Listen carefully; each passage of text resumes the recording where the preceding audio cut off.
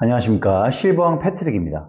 오늘은 제가 어떻게 주간보호를 하게 됐는지 말씀을 드려보고자 합니다. 단순히 주간보호에 대한 얘기뿐만 아니라 제가 그 전에 뭘 했는지, 그리고 어떻게 하다가 이 사업에 뛰어들게 됐는지에 대해서 얘기를 해볼까 하는데, 좀 과거로 가보려고 합니다. 이전에 제가 지금이 이제 41이니까 제가 29대 서울에 있었을 때 원래는 숙박업을 처음 했었어요. 형들이 이제 같이 하자는 제안이 좀 있었고, 그때는 사실 사업이 좀 금방 망할 줄 알았고, 좀 TMI이긴 한데 생각보다 잘 됐습니다. 숙박업을 한 80개짜리도 하고, 그다음에 뭐 성수동이나 충무로에서도 했었죠. 그러면서 그 사업이 좀 잘 돼서 또 다른 사람들에게 눈에 띄어서 운이 좋게 또 파주에서 키즈카페까지 형들과 같이 하게 됩니다. 그러면서 제가 한 29, 30대 그 사업을 시작했는데, 한 7, 8년, 한 9년 정도를 쭉 잘 해나가고 있었는데, 결과적으로는 코로나를 맞아서 그 사업이 무너지기 시작했습니다. 올라가는 데는 정말 되게 힘들었었거든요. 잠도 거의 못 자고, 초창기 때 처음 그 사업을 시작했었을 때 한 12시간, 14시간,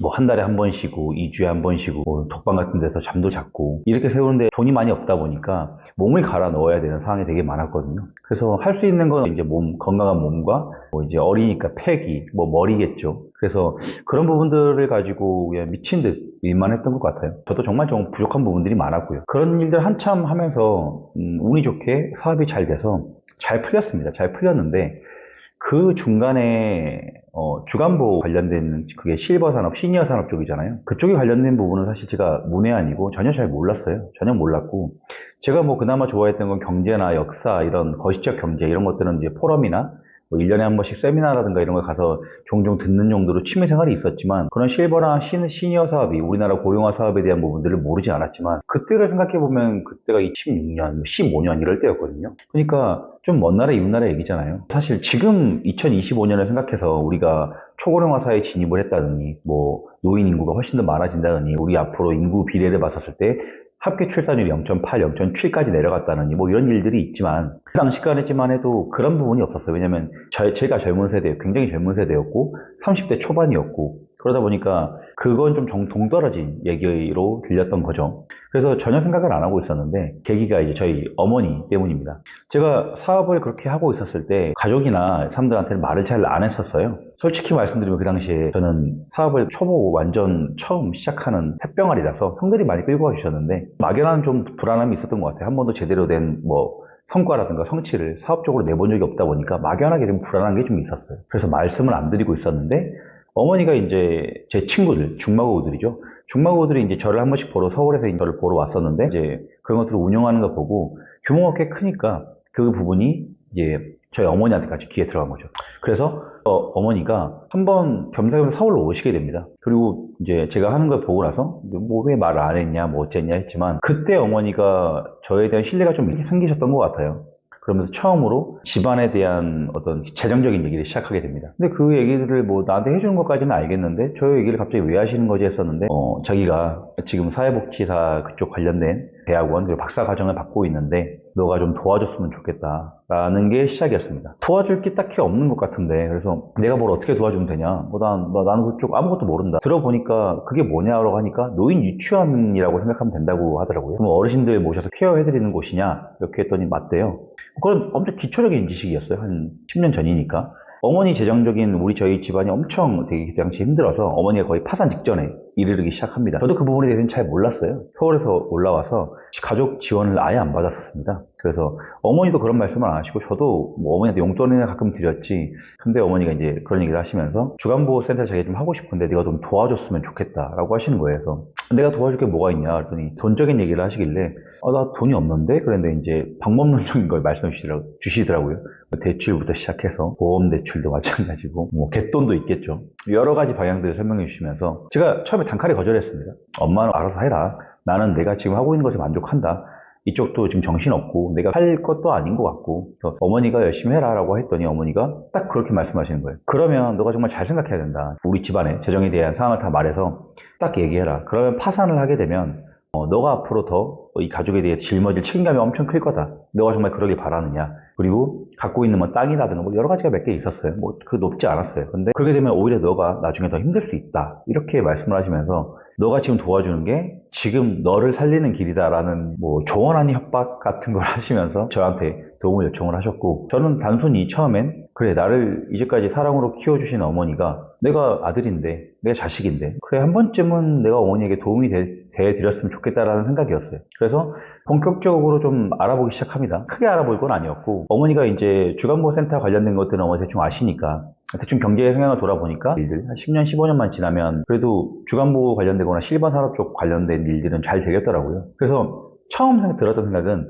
90년대 때 베이비 부모들이나 아니면 뭐 그 외에 한참 인구 출산율이 높았을 때, 저희 시대 90년대 때 IMF 전이죠. 그 IMF 이후도 마찬가지겠지만 어린이집이나 유치원 정도를 생각하면 되는 건가? 제 주변에 예전에부터 사립 유치원을 만들어서 그걸 인원을 모으면 다시 되팔고, 다시 만들어서 되팔고 그랬던 사람들이 되게 많았어요. 굉장히 돈이 많이 든다고 들었어요. 그러니까 그 당시에는 어린아이들이 많아서 수요가 많았던 거죠. 그러니까 그것도 결국은 타이밍인데 잘 될 거라는 생각이 문득 드는 거예요. 미래의 먹거리 산업은 아니지만 우리가 뭐 4차 산업에서 뭐 플랫폼이라든가 뭐 자동화라든가 첨단 과학은 아니지만 앞으로 그 산업 안에서 하나의 축으로 이룰 사업이라고 생각이 들었어요, 문득. 그래서 제가 알아봤던 건 경매였습니다. 어머니는 사업에 대한 매뉴얼이나 이런 걸 알고 계시고, 주간보호센터가 임차로도 들어갈 수 있어요. 들어갈 수 있는데 어머니가 아무래도 임차 같은 경우는 계약이 끝나고 나서 나중에 쫓겨날 수도 있다라는 여러 가지 불안감들, 땅을 사서 하는 게 맞다라고 하셔서, 그러면 땅을 사지 말고 경매를 좀 알아보자라고 해서 시작했던 게 저는 이 경매를 알아보는 거였죠. 그래서 그 지역에서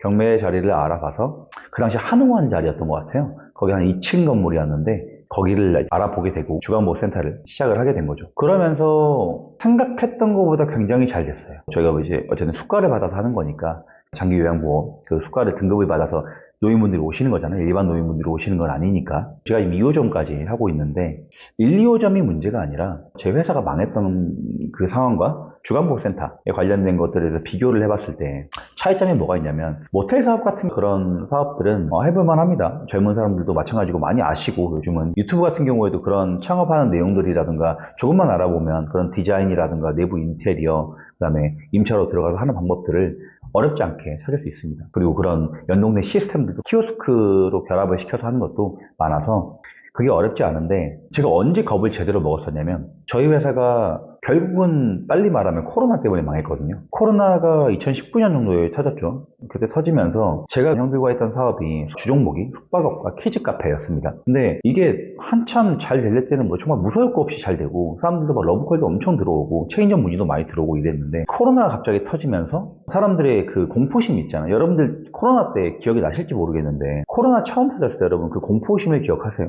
사람들이 그 코로나에 대한 여파, 사망률은 어떻게 될지를 몰라서 초창기 때 엄청 겁을 먹었어요. 그래서 배달도 엄청 성행을 했던 거고, 사람들이 안 나오려고 하니까. 그러면 직격탄을 맞는 게 보통 오프라인이잖아요. 오프라인 중에 딱 봐도 지금 제가 말했던 키즈 카페랑 숙박업을 한번 생각해 보시면 안 들어옵니다. 거기가 자리가 아무리 좋아도 강남이어도 안 들어옵니다. 뭐 외국인들이 들어왔겠어요. 해외에서 발길 다 끊기지. 그리고 젊은 사람들, 일단 나이 드신 분들부터 숙박업은 안 들어옵니다. 아예 손님들이 뚝뚝 끊겨요. 그러니까 모텔업은 또 대실이 필수인데 대실을 아예 안 합니다. 그리고 또 추적이 가능하잖아요. 뭐 여러 가지 이유에 의해서 그런 공포심들이 압살되면서 숙박업이 완전 망가집니다. 그 당시에 거기 종목이 아니신 분들은 모르실 수 있는데, 경매 물건도 엄청 쏟아지고 파산도 엄청 많이 했습니다. 저희뿐만 아니라 저희도 당연히 엄청 무너졌죠. 근데 더 이제 쓰라린 건, 키즈 카페가 600평 정도 규모가 컸거든요. 되게 컸습니다. 파주 지역에서는 꽤 유명했었는데, 코로나가 터지면서 어린아이들에 대한 부모님들의 모성애는 비교할 수가 없잖아요. 처음 터졌을 때 딱 정말 이 말이 맞는 거, 정말 작살이 났어요. 그러면서 한 1년 정도를 손님이 진짜 키즈 카페도 마찬가지고 아예 안 오다 보니까 버틸 수가 없더라고요. 임대료도 마찬가지, 임대료도 뭐 오죽 비쌌겠어요.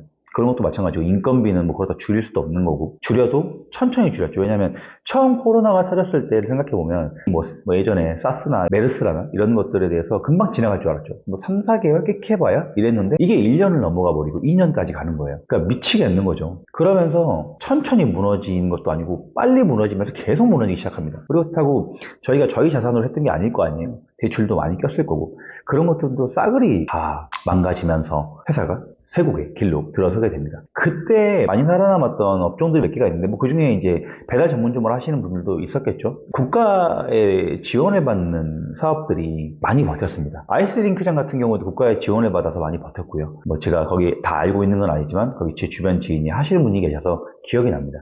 그리고 주간보호센터, 그러니까 실버산업 같은 경우에는 국가 지원이 막 빵빵하게 들어오진 않았는데 노인분들도 안 오실 것 같잖아요. 그런 게 거의 없었습니다. 그러니까 그 당시에 생각보다 그 코로나로 인해서 명을 달리하신 분들도 정말 없었고요. 그럼 그렇다고 집에만 계속 계실 수 있냐? 그것도 아니에요. 왜냐하면 등급을 받으신 분들은 생활하기가 불편하신 분들이 기본적으로 있거든요. 그게 뭐 치매가 됐던, 뭐 몸에 대한 어떤 그 기관이 안 좋던, 내가 거동이 불편하든 간에 가족들과 사시는 분들도 있겠지만 가족과 사시지 않는 분들도 계실 거고 자식들도 마찬가지예요. 같이 있다 보면 언제까지나 집에서 케어가 불가능하거든요. 결과적으로 오게 됩니다. 그래서 주간보호센터에 대한 타격이 거의 없었다고 봐도 무방합니다. 국가에서 지원했던 것들은 이제 그런 구호 물품들 있죠. 마스크나 이런 것들, 이런 지원들은 굉장히 빠방하게 들어왔던 걸로 기억을 해요.